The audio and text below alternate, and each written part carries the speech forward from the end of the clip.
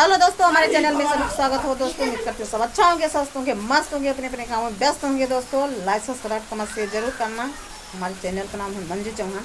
हमारे बेटा देख लीजिए गठला है और एक बेटा देख लीजिए आम खा रहे हैं। हमारे पति देख लीजिए यहाँ पर लेटे हैं। और बारिश दोस्तों इतना तगड़ा हो रहा है किस कहने लायक नहीं है। लीजिए दोस्तों कितना बारिश हो रहा है, देख लीजिए।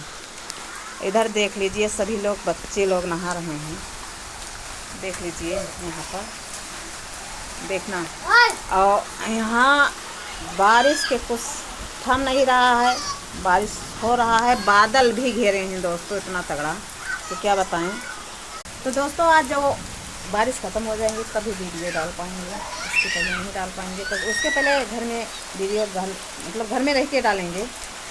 तो अब बारिश बहुत तगड़ा है, कब मिलेगा कोई पता नहीं।